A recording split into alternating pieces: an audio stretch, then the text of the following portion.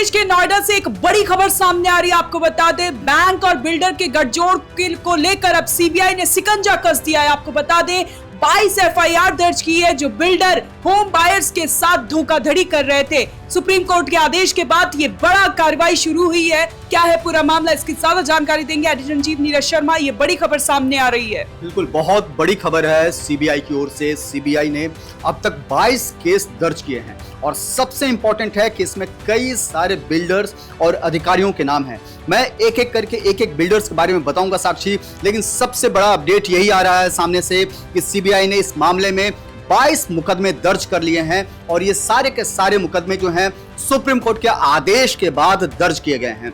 आपको बता दें कि सुप्रीम कोर्ट ने अप्रैल में फ्लैट बायर्स की सुनवाई की थी और अप्रैल के महीने में ही उसने सीबीआई जांच के आदेश दिए थे और उस जांच के बाद अब सीबीआई ने जब रिपोर्ट 3 महीने के अंदर में सुप्रीम कोर्ट को सौंपी तो सुप्रीम कोर्ट की ओर से इस पूरे मामले में एफआईआर दर्ज करने की बात कही गई और उस एफआईआर के बाद कुल 22 मुकदमे दर्ज किए गए हैं सीबीआई की ओर से, जिसमें अलग अलग बिल्डर्स और कुछ अधिकारियों के भी नाम है, कुछ संस्थाओं के भी नाम हैं।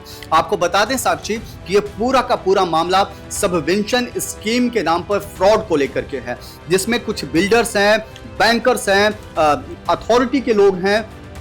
इन सब लोगों ने मिलकर के आम लोगों को चूना लगाया और अब उसी की जांच की आंच जो है उन लोगों तक पहुंची है सीबीआई के मार्फत और सीबीआई ने 22 मुकदमे दर्ज कर लिए हैं।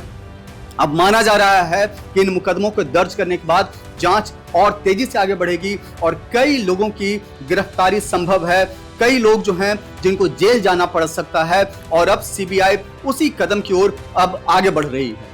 जी नीरज जी, जिस तरह से पूरी जो अथॉरिटी है, सब कोई प्रशासन शासन हर कोई एक्शन में। आपको पता होगा पिछले दिनों पीएमओ से मंगेश घड़ियाल जो सेक्रेटरी हैं वो आए थे। उन्होंने खुद ग्रेटर नोएडा अथॉरिटी और नोएडा अथॉरिटी से इस बारे में पूरी चर्चा की थी। बिल्डर से भी बात की थी कि कहाँ देरी हो रही है, होम बायर से भी बात की थी क्या शिकायतें हैं और लगातार जो नोएडा अथॉरिटी है जो अवैध निर्माण हो रहे थे उनके खिलाफ भी शिकंजा कस रही है। तो ये जो एक्शन है क्या होम बायर्स के लिए कितनी बड़ी राहत की खबर है? क्या जो भ्रष्ट लोग हैं अब वो नहीं पनपेंगे नोएडा में? क्या यही ये मैसेज जा रहा है जो प्रशासन और सुप्रीम कोर्ट के बाद जो ये कार्रवाई हो रही है? देखिए, सुप्रीम कोर्ट के आदेश के बाद इस तरह की कार्रवाई हुई है। हम आपको बता दें साक्षी कि इस दौरान अप्रैल से आज हम जुलाई एंड में पहुंच गए हैं और इन महीनों में बीते कुछ दिनों में सीबीआई की ओर से 47 जगहों पर दिल्ली एनसीआर में छापेमारी की गई। इन जगहों में आप समझ लीजिए कि दिल्ली है, साथ साथ नोएडा है, ग्रेटर नोएडा वेस्ट है,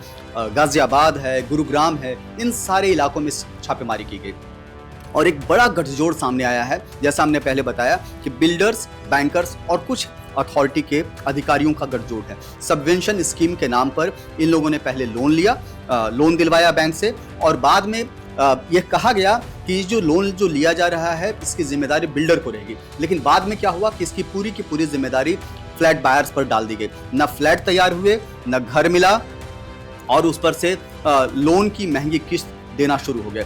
इसी को लेकर के एक पीआईएल दाखिल की गई थी सुप्रीम कोर्ट में, जिसके बाद सुप्रीम कोर्ट ने उसकी सुनवाई की और सीबीआई जांच के आदेश दिए। नंबर 1, अब मैं आपको बता दूं साक्षी कि इसमें किन किन बिल्डर्स के नाम हैं। जैसा हमने बताया कि 47 जगहों पर छापेमारी हुई, दिल्ली से गाजियाबाद तक छापेमारी की गई, नोएडा, ग्रेटर नोएडा हर जगह छापेमारी हुई और जो बिल्डर्स जिनकी जानकारी ओएनओजी को एक्सक्लूसिव जानकारी मिली है। देखिए, ये जानकारी किसी के पास नहीं है, केवल ओएनओजी न्यूज के पास है और इस जानकारी के मुताबिक